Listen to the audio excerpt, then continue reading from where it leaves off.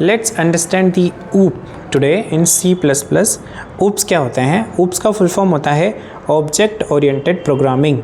Simple भाषा में समझे तो ऊप्स मतलब ऑब्जेक्ट ओरिएंटेड प्रोग्रामिंग एक प्रोग्रामिंग स्टाइल है जिसमें हम ऑब्जेक्ट्स बनाते हैं। ऑब्जेक्ट्स क्या होते हैं वो समझो। ऑब्जेक्ट्स होते हैं डेटा और फंक्शंस का कॉम्बिनेशन, मतलब जिसमें डेटा और फंक्शंस दोनों होंगे। क्या डेटा और क्या फंक्शंस की बात कर रहा हूँ मैं, तो वो एग्जांपल में समझ में आएगा आपको। सोचो एक स्टूडेंट ऑब्जेक्ट है। अब उस स्टूडेंट का डेटा क्या हो सकता है? उसका नेम, रोल नंबर, मार्क्स। और उसके फंक्शंस क्या क्या हो सकते हैं? इस स्टूडेंट की डिटेल्स को शो करना या इस स्टूडेंट की डिटेल्स का जो रिज़ल्ट कैलकुलेट करना, मतलब इस स्टूडेंट का रिज़ल्ट कैलकुलेट करना फंक्शंस हो सकते हैं। और भी डेटा में भी कुछ और चीज़ें हो सकती है, जैसे इसका क्लास, फादर नेम वगैरह वगैरह सब। और फंक्शंस में भी हम लोग और चीज़ें रख सकते हैं, जैसे स्टेटस वगैरह। ये सब होता है एक ऑब्जेक्ट्स के अंदर, मतलब डेटा प्लस फंक्शंस इस ऑब्जेक्ट। ऊप्स का यूज़ क्यों करते हैं हम लोग? क्योंकि बहुत सारे एडवांटेजेस हैं ऊप्स का यूज़ करने के। जैसे प्रोग्रामिंग स्ट्रक्चर क्लियर होता है। हमेशा जब हम प्रोग्रामिंग लिखते हैं, कोड लिखते हैं, तो उसका स्ट्रक्चर क्लियर रहता है, कोड प्रॉपरली ऑर्गेनाइज्ड रहता है। क्लासेस एंड ऑब्जेक्ट्स के फॉर्म में पूरा कोड, जितना भी कोड हम लोग लिखते हैं वो प्रॉपरली ऑर्गेनाइज्ड रहता है जब हम ऊप्स का यूज़ करते हैं। Next is code easy to understand रहता है, ताकि हम उसको ईजिली मेंटेन कर पाएँ और डिबग कर पाएँ। मतलब अगर गलती ढूंढना है और कोड फिक्स करना है तो ये ईजी रहता है, क्योंकि ये वेल स्ट्रक्चर्ड कोड रहता है जब हम लोग ऊप्स का यूज़ करते हैं। The next one is code reuse होता है। एक क्लास बना लो और उसको बार बार यूज़ कर सकते हो, ये होता है कोड रीयूजेबिलिटी का मतलब। नेक्स्ट है ट्राई प्रिंसिपल को फॉलो करता है। जब हम ऊप्स का कोड यूज़ करते हैं, ऊप्स बेस पे कोड करते हैं, तो ट्राई प्रिंसिपल फॉलो होता है। ट्राई का मतलब होता है डोंट रिपीट योरसेल्फ, मतलब सेम कोड बार बार लिखने के बजाय फंक्शंस या क्लास बना लो और उस कोड को रीयूज़ कर सकते हो, ये होता है ट्राई प्रिंसिपल। नेक्स्ट है फिफ्थ, लार्ज एप्लीकेशन बनाने के लिए कम कोड में पावरफुल सॉफ्टवेयर डेवलप किया जा सकता है जब आप ऊप्स का यूज़ करते हो। What are classes and objects? Classes और ऑब्जेक्ट्स क्या होते हैं? तो क्लासेस क्या होती है?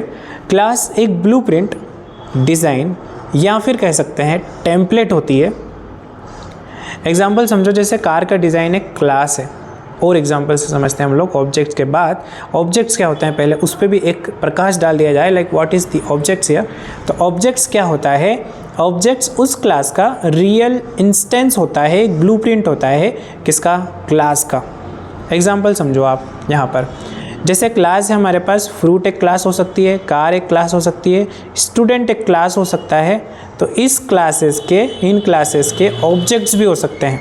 फ्रूट क्लास के अंदर क्या क्या ऑब्जेक्ट्स हो सकते हैं? एप्पल, मैंगो, बनाना, ये फ्रूट क्लास के अंदर आएंगे।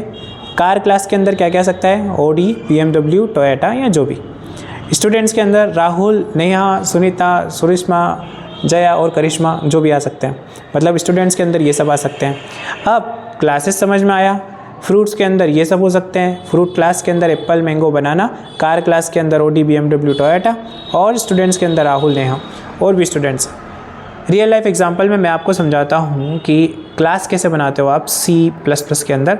तो क्लास कीवर्ड का यूज़ करना पड़ेगा, देन आपको क्लास का नाम लिखना पड़ेगा, कार, और फर्स्ट लेटर कैपिटल होना चाहिए, इसका ध्यान रखा जाए। ये रूल अप्लाइड होते हैं जब हम लोग क्लास क्रिएट करते हैं। आपको क्लास कीवर्ड यूज़ करना है, देन क्लास का नाम यूज़ करना है, और क्लास का फर्स्ट लेटर हमेशा कैपिटल होना चाहिए। नेक्स्ट, ये जो पब्लिक लिखा है ये है हमारा एक्सेस स्पेसिफायर, इसको हम लोग और किसी वीडियो में समझेंगे। लेकिन ये access specifier publicly you can access this using object, बस इतना से याद रखो। अब मैंने लिखा स्ट्रिंग में ब्रांड और वॉइड में ड्राइव, तो ये एक फंक्शन है मेरा नॉन रिटर्न टाइप का, क्योंकि वॉइड लिखा हुआ है और ये नॉन रिटर्न टाइप फंक्शन मेरा इस क्लास के अंदर है, इसलिए इसको मैं फंक्शन नहीं कहूँगा। क्लास के अंदर होने वाले फंक्शंस को हम मेथड कहते हैं और वेरिएबल डिक्लेरेशन को हम एट्रीब्यूट्स कहते हैं। तो बहुत सिंपल सा तरीका है। क्लास का नेम एंड पब्लिक में हमने ये लिखा, क्या लिखा? Variable declaration. जैसे इस कार क्लास का ब्रांड हो सकता है, इसकी फंक्शनलिटीज़ क्या हो सकती है, जैसे ड्राइव करना। और सी आउट में मैंने अभी लिख दिया कि क्लासेस कार इज़ ड्राइविंग, इस टाइप से ये फंक्शन की फंक्शनलिटीज़ लिख दिया मैंने सी आउट।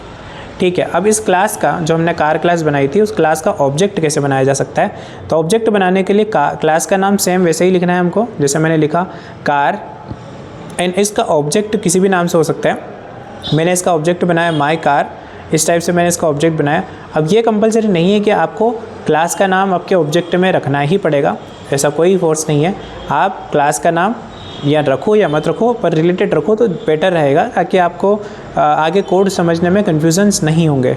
यहाँ कार क्लास का नाम है और माई कार ऑब्जेक्ट का नाम है, दैट्स इट।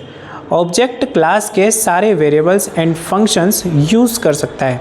जब हम ऑब्जेक्ट बनाते किसी क्लास का, तो वो क्लास के अंदर जितने भी वेरिएबल्स और जितने भी फंक्शंस या मेथड्स, उनको एक्सेस किया जा सकता है यूजिंग दी ऑब्जेक्ट। दो टाइप के प्रोग्रामिंग लैंग्वेजेस हम लोग लिख सकते हैं, procedural programming language versus object oriented programming language. Procedural programming language होती है जिनमें फंक्शंस पर फोकस होता है, मतलब फंक्शंस इंपॉर्टेंट होते हैं। प्रोसीजरल प्रोग्रामिंग लैंग्वेज में फंक्शंस इंपॉर्टेंट इसलिए होते हैं क्योंकि यहाँ पर क्लासेस नहीं होती, यहाँ पर क्लासेस यूज़ नहीं करते हम लोग।